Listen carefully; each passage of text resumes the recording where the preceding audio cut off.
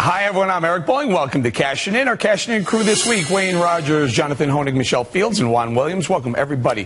$1 billion and 3,000 troops. Michelle, should we use this to fight Ebola over there or secure our border over here?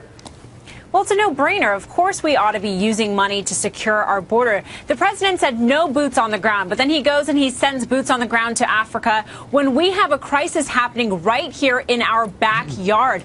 Our border is not secure, and we have a terrorist organization that is determined to destroy us. Secure our border. Spend money there. Yeah, Jonathan, what about this? By the way, can we also point out that these are troops that are going to Africa, not medical personnel, troops? Go ahead.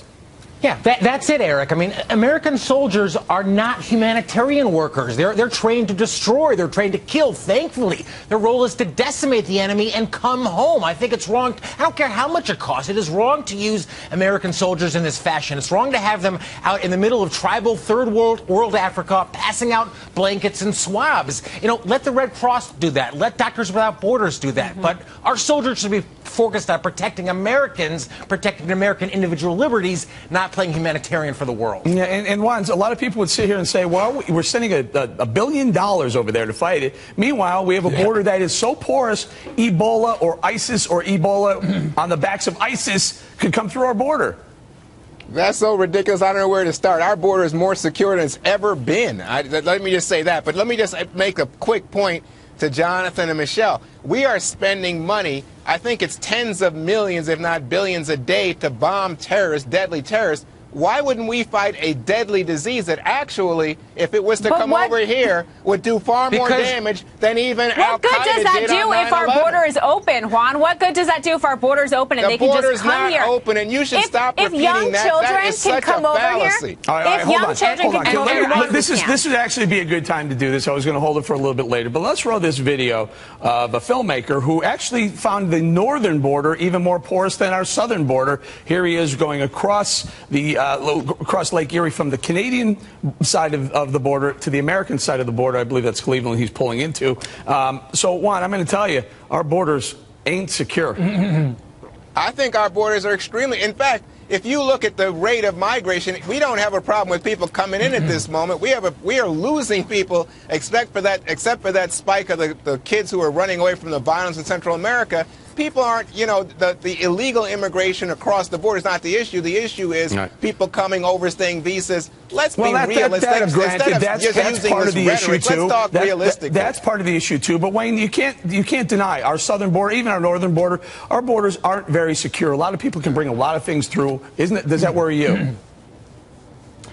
Well, Eric, yeah, of course it does. It worries me about the border, but these are two separate questions. I mean, you're talking about Ebola on the one hand, and you're talking about the border security on the other. I don't know how you equate those things. Ebola is an immediate threat, and I disagree in the sense that I think once you get 2 or 3 cases in this country, and if it was to spread, it would be horrendous. So I don't care how you fight it. Yes, devote some resources. That's a question of allocation of where the resources are. Let me finish, please. Would you please be quiet while I finish? I finished. And I'm saying that I think you allocate resources, and you want to allocate them to what is immediate. Ebola is immediate. The border isn't. We already have a number of resources on the border. We just need to employ them properly. These are human beings. These are American soldiers. They're not resources. They're not chips to be passed out. They have a sole purpose, which is protecting individual rights. And I tell you, I disagree, Juan, that you can make this equivocation between military threats like radical jihad and a threat like Ebola that is really, in my experience, only a threat to people who don't have modern medical care, who handle these terrible types of disease inappropriately. That's why we don't have a terrible Ebola outbreak in this country, because we're the first world. Yeah, well, Jonathan, let me tell you, if you get Ebola over here, you won't be so cocky and say it's just a third world disease. We won't get Ebola over here, Juan, but we've got travel. jihadists. We have jihadists who are cutting off Americans' heads, declaring war. Yes. That's a role for soldiers, not passing out contaminated blankets in the third world Africa. You have an antiquated view of what soldiers do. Soldiers build, soldiers protect. We have bases in Germany, Japan. We do lots of things besides shoot guns. All right, so go ahead, Michelle. That's the wrong use of soldier. It's an insult to our soldiers to use them in that way. And I agree, Jonathan. I agree with you 100%. Soldiers they're not humanitarian workers. Our soldiers are the most deadly military force on the planet, in the world, and they should stay that way. They shouldn't be handing out syringes and swabs, as Jonathan points out. Go ahead, wait Michelle. a minute, Eric. Let me get Michelle in here. Hold on, Eric. Michelle, go ahead. Ebola is an international crisis, okay? Everyone should be helping out. But the crisis that we have here in America is happening in our backyard. It is more immediate because people can just come over here. We can have terrorists coming over here and killing people. I don't know what you're talking about, Wayne, that this isn't an immediate crisis. This is absolutely an immediate crisis. Wayne? I was going to say soldiers have been used throughout our history. You know, when we had Katrina, we used the National Guard.